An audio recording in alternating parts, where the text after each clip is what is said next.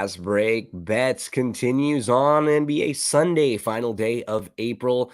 And we have two very important basketball games to discuss today. Erik back after a few days over at the NFL draft. We had a couple shorter shows the last few. Erik, nice to have you back, buddy. Hope you had a good time over there covering the NFL draft. It's crazy how quickly things move because in the last few days since we last talked, like a million things have happened in basketball. We had your Bucks with just a really disappointing end to the season.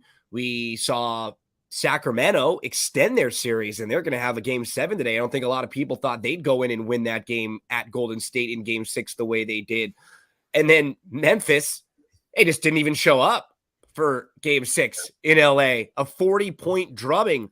Dylan Brooks said, you don't respect anyone unless you put 40 on them. Well, the Lakers put 40 on the Grizzlies, and Dylan Brooks wasn't talking much after that game. Before we dive into today, Erik, anything on your mind that you wanted to talk about from the last couple days? Really interesting to see what happens with the Bucks, what kind of goes on. Lopez, free agent. He's probably going to want to look to get paid. Middleton is a player option, but the funny thing is kind of like when you kind of look at all the players out there, the player that kind of makes the most sense for a team like the Grizzlies is Chris Middleton. Low-key, veteran leadership, won a title, and kind of come in. So it's kind of be interesting to see like what direction the Bucks go in with the luxury tax stuff and everything, and you want to keep Giannis happy, and you can kind of tell with his tone in the interview, and he's not the type of guy that's going to come out and say he was unhappy, but really didn't like the defensive philosophy of Bud, like not doubling Butler, him not getting opportunity to guard him. So safe to say, I think Bud's out. There's some good coaches out in the market. Nurse. Bogle. Yeah. Well, Nurse, the thing about Nurse is like Giannis had I thought a fantastic response to a question that was asked to him the other day. Look, we can say two different things, right? I like Giannis. You like Giannis. That game was really disappointing for a few different reasons, but everyone's going to make mistakes. Nobody's going to be perfect. We can't use that one game to hold over him forever. But what he responded after was fantastic. Hopefully he could use that to build on. I think for Giannis, the way he is, in order to get him to the next level, he needs more of a micromanaging coach that's going to clean up a lot of his maybe like bad habits, because the thing about Giannis is he's so athletic and so talented and so fast and so strong and can jump so high. He doesn't have to always have the best fundamentals, right? Because he's just so good. I think a coach like Nurse, who will make sure every little thing is going right and really, really focus on the little things, that'll probably help Giannis in this next stage of his career when you become a little less athletic, right? When you have to become a little smarter as you get older, and you have to be a little baby hook, a little post up thing, a little reliable. He did miss a lot of free throws. Holiday did look a little bit older. They've relied on him a little bit. Grayson Allen, pleasant surprise. Connington's a guy you kind of need in the playoffs. Portis, I think they got some good people in there they can rely on, but interesting offseason to see what they do. Grizzlies, they needed Adams, needed Clark. Brooks, safe to say he's gone. Morant, it's kind of interesting to see what are they going to do with him. I know that's kind of crazy, but would they be better long-term if they kind of have Bane be the guy moving forward because he is a little bit more low-key? Interesting situation with the Grizzlies. What happens? What's their next step? One more thing back to the Bucks. How can I word this? When teams usually have their run, the last part of it usually isn't this spectacular thing. No. The Bucks, for the most part, have had a good run. I think it started in 2017 when they made it to the Eastern Conference Finals and lost in the Game 7. They got one title, but they've been constantly one of the better teams in the East. Obviously, it didn't end the way any of us Bucks fans really wanted it to end. Kings, Kings keep fighting. Obviously, they're doing pretty good. So, it should be hopefully a good game of a couple good games today. So we'll talk about the Kings in a minute. There's also a big injury to report in our first game. We won't have Julius Randle, as Erik just pointed out. So we are recording this just a little bit early, probably about a half an hour before you're going to actually hear it. Erik, one more thought on Lakers Grizzlies. You talked about the Grizzlies.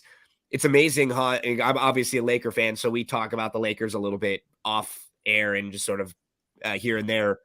Very few seasons you'll see like this, like in anywhere in sports and in basketball, where you start 0-5, you're 2-10, but you've got two really good players on your team. They both have issues throughout the year where they get hurt. You make two huge trades throughout the year. This team was 13th out of 15 teams in the West in February. Like they were not good. They were in front of only two teams in the West, the Spurs and the Rockets. They were behind the Blazers and the Thunder and the Jazz, all of those teams in February, and they make the trades. You usually don't see this happen in the NBA, but just how this year was so wide open, the way that the league has changed a little bit, it's pretty amazing that the Lakers, not only did they get into the playoff, they got the play-in, they won the play-in, they get in, they get a series. They, as we talked about, they couldn't really have asked for a better draw the way it's set up for them. Erik, they caught this Memphis team who was without two of their best bigs. And then even in the last game, look, I'm not going to pretend like Memphis wasn't without a few players, but at this point of the year, it doesn't matter anymore. That's half the battle, is just having your guys. And for me, a fan of the Lakers, the conversation with the Lakers is always, well, yeah, but is Anthony Davis going to be healthy? Is LeBron going to be healthy? It's a strange sense of irony when the Lakers get by teams because they're not healthy, right? Like, as a fan, for me, it's just shows anything can happen. And now the Lakers get to sit back today and watch while two teams, I bet the Lakers probably have a practice this morning or like a little shoot around, and then they probably go watch this game together later as a team and see who they're going to play in a few days. Yeah, I mean, they'll probably do a light workout today. Players probably got some individual stuff in, and maybe go over to LeBron's house, have some tacos, watch the game. Yeah, there you go. Right. When does next game start? Tuesday, Wednesday? Tuesday. And then, so it's nice. The Lakers were off from Friday night to Tuesday, whoever they play.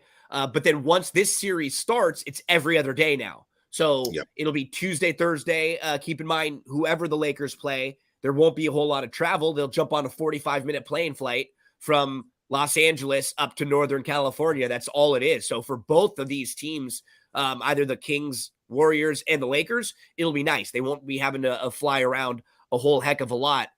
Erik, you and I, we are in simpatico today. We have very similar plays. And like always, we don't talk about our plays until Erik sends them to me, and then I plug them in.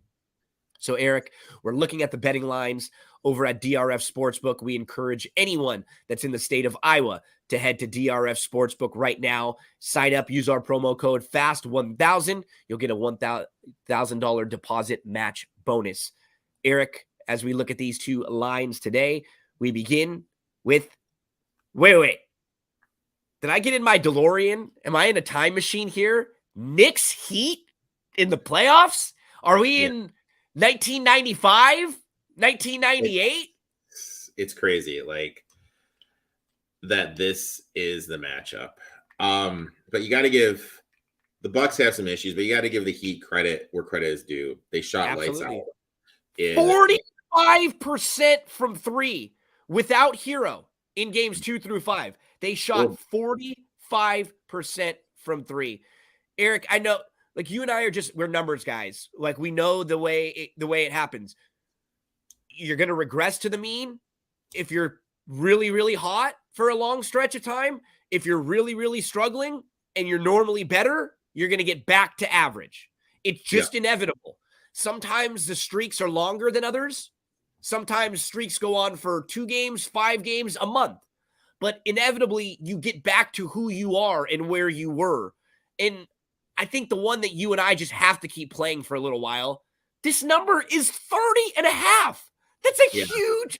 That number is huge. Devin Booker's number was the same last night, and you tried to get the adjusted number, so you barely missed on that one. But when you start seeing guys' totals up at 30, and when they have to get to 31, that to me just screams way too high. And we also need to remember how the Bucks play defense and how the Knicks play defense are completely night and day. What the Knicks did against Mitchell was they blitzed him and doubled him. I think they're going to do the same thing with Butler. I think they're going to blitz him, force him to get the ball out of his hands, create a situation where it's Caleb Martin, Kevin Love, Bam Adebayo, Duncan Robinson, Kyle Lowry, those guys, force those guys to beat you and not Jimmy Butler.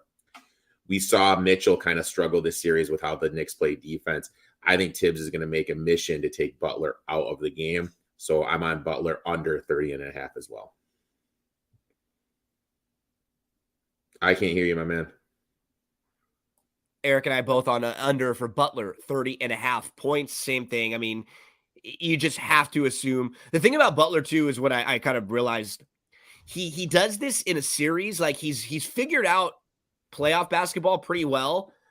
He doesn't have to play that game every game, right?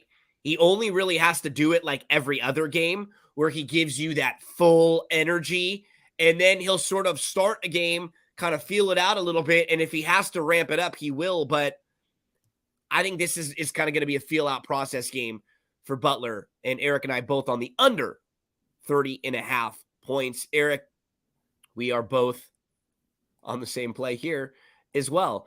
Jumping out to the first half with the Knicks. Now, we did just find out that Randall is going to be out. I think if the Knicks want to win a title, maybe in this series, that could hurt them. For a 1 or 2 game situation, I think they'll be okay without Julius. You know, I think once you get farther into the playoffs, you want your depth. But as we've said, Julius late in games can be a little anxious, right? So in this playoff series, in this playoff run so far, it's not like they've gotten a whole lot out of him. Yeah. And also maybe right now with him not being 100%, maybe they're a little bit better. Yeah. Knicks with 60% ATS this year in the first half. Also, we need to remember we are both banking on some shooting regression. Those guys from Miami, Oladipo's hurt, Hero's hurt. Those starters had to play a boat ton of minutes. Just came off in a physical, emotional comeback victory. Overtime game. Over the Bucks, excuse me. Then they had to play 2 playing games before that.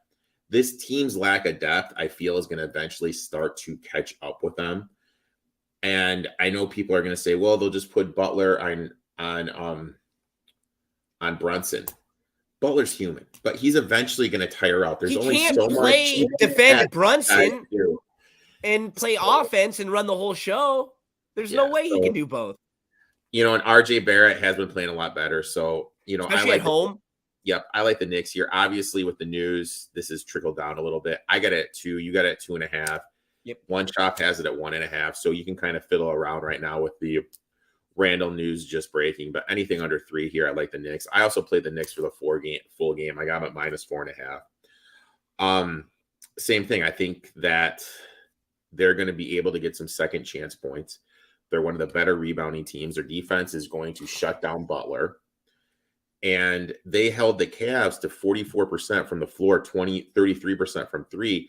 I think this Knicks defense is just better than the Bucks defense. It's going to take out what the Heat like to do. And at the end of the day, I just think it's a great matchup for the Knicks with how they're going to be looking to play basketball. And then something tied with that. Wait. You love over 6.5 rebounds? I love over 6.5. I was gonna say we should have been love. It should be 2 loves there, right? Just because you got to think of it. He's their second best rebounder. He averages 11.4 rebound chances per game. The Knicks are the best rebounding team in the offensive rebound team, in the league. They're going to be looking to get some second chance points. Look, it just makes sense that you need Love out there more. And he's gone over this total last couple of games. So I like Kevin Love over 6.5 rebounds. You can actually get this at +108. And with Randall going out, even a better that's a great point. for Lowry with some rebounds. So love is all you need. Love, love, love.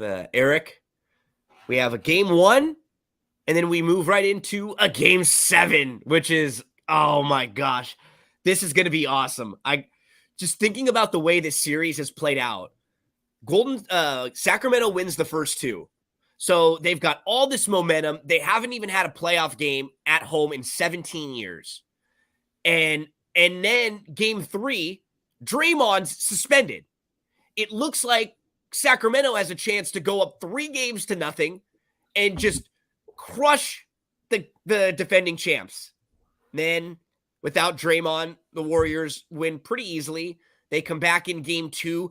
Feels like a game down the stretch. It's kind of back and forth. Anyone can win.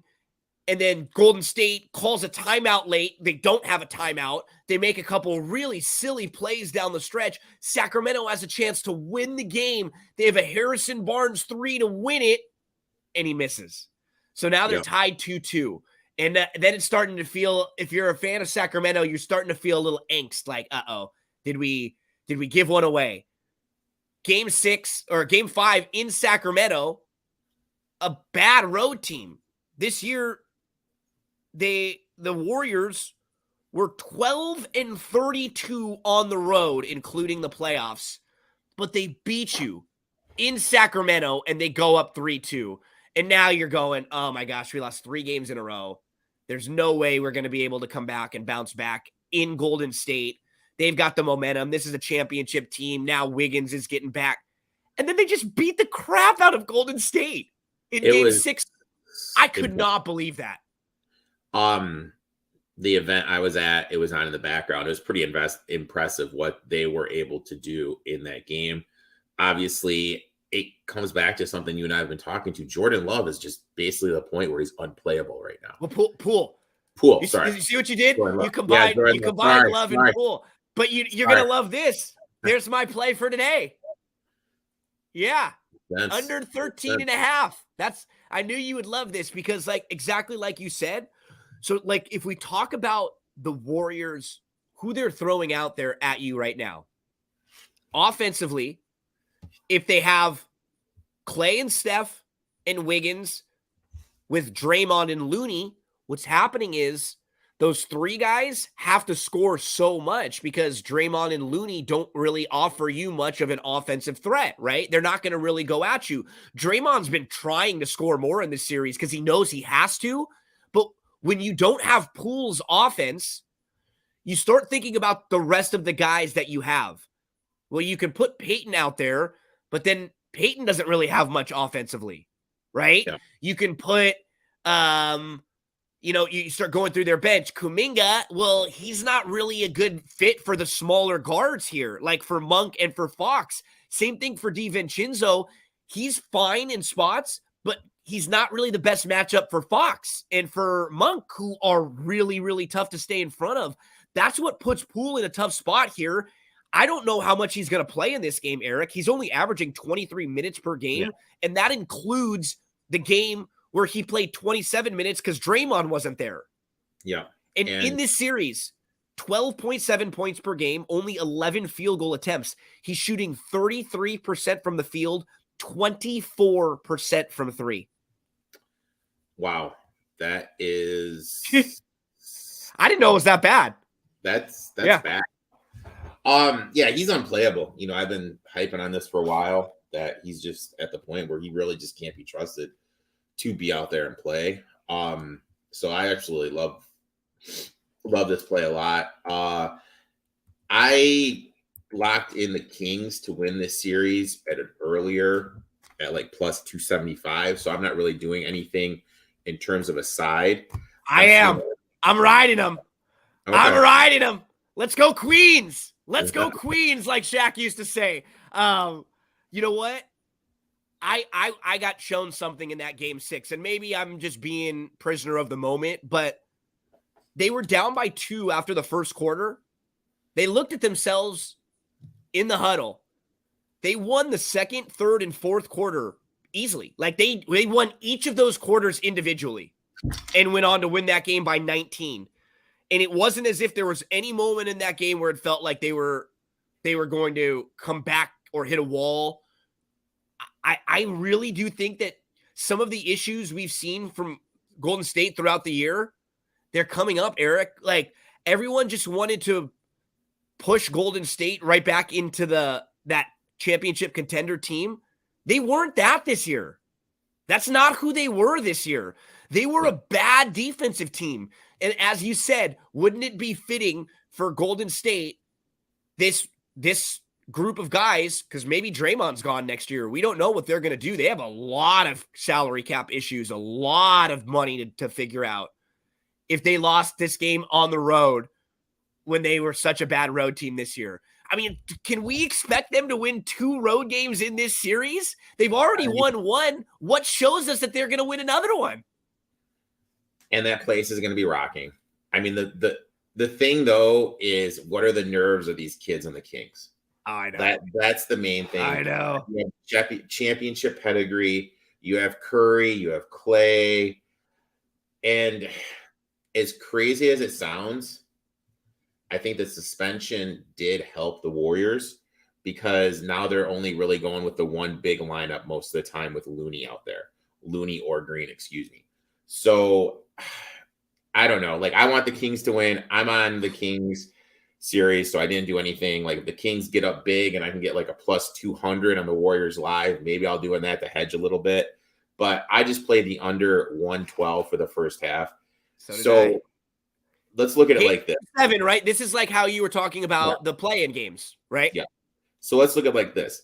This by far is the lowest first half total that we've seen. And game 2, game 3, and game 6 went over that total. Like, the first half totals that the books have hung for these have been 117, 117, 122.5, 120.5, 115.5, and 120.5. Now they're dropping it all the way to 112. Why are they doing that? They're doing that to kind of sucker you in to playing the over. The sports books are not your friends. I'm going to play the under here. I always play the first half unders in these pivotal games just because players are going to start out a little bit tight. And if there is a big run, these coaches aren't going to be so frigid with their tight ends. Not tight ends, sorry, timeouts. I have NFL on my mind. Sorry. I was going to say, you've been NFL drafting it for sure. They're going to use these timeouts and not be so frigid with everything. So I like the first half under. It's gone under this total three games, and it's the lowest total by far. So I'll take under Kings Warriors. Me and Erik are both on the under for the first half. I'm on the Kings money line. I'm also on pool under 13.5 points there. Just to remind you from game 1, Erik and I both on the Knicks first half. You could probably get a better number than that now, especially with the Julius news. We're on under Jimmy Butler, 30.5 points. Erik played the Knicks in the full game. And also Kevin Love, over 6.5 rebounds. So there's a look at our plays for today. If you're in the state of Iowa, head to DRF Sportsbook to make your play. And remember, when you deposit, when you sign up, use the promo code use the promo code FAST1000. Gino is for Thrive Fantasy, where we're heading right now. Erik, talk a little bit about our props and some parlays to play over at Thrive Fantasy. So where are you looking today when we head over to Thrive Fantasy? Well, the first one, I got to go to it. I'm just going to go with the Butler under points, assists, and rebounds. I believe that's at 42.5. Look, he's going to need to score 30 to go anywhere near this. So I'm going to take the under on that. And then the next one I'm just going to go back to the well. I'm just going to go under 19.5 points, rebounds, and assists with Jordan Poole. I mean, he's going to lead for him to get that. He's going to at least have to score 15 points. If I don't think he's going to score that many points, I mean, it just makes sense to do this. I did the same. It's funny. We had the same exact one. So these are the props that I put in. I locked them in last night already. I played 2. Jimmy Butler under 35.5 points and assists. Like, I map it out in my head. 25 points and 10 assists. And he still goes under that. Like, that's a good game. Like, that's a very good game. 25 and 10. His number is ballooned up so much. Jordan Poole, 17.5 points and assists. He's averaging like 3 assists. Like we said, though, in this game, in game 7, how often is he going to be the guy controlling the ball? I don't think much. I don't think much. No. So today, if you're looking for some action when you play these NBA games, if you're in the state of California or Texas like I am in California and you can't wager legally on games, you can play Thrive Fantasy based on these props. It's a prop parlay. So if you just look at these 2 props that I put together, $10 parlay, $32. Nothing wrong with that. If we can get under Poole's 17.5 points and assists and under Jimmy Butler, 35.5 points and assists. Erik, buddy, I know you've had a busy last few days. Thanks so much for getting back here with us today on Fast Break Bets. We'll be back, folks, tomorrow on Monday and all throughout the week, 5 o'clock p.m. Eastern time on the weekends, noon Eastern, 9 a.m. Pacific time. Thanks so much for hanging out with us. Remember, DRF Sportsbook, if you're in Iowa, use the promo code FAST1000. Anywhere you can play Thrive Fantasy, use that promo code GINO when you sign up and deposit at least $25 for a match deposit bonus. Good luck in all your plays today, buddy. We'll see all of you back here again tomorrow.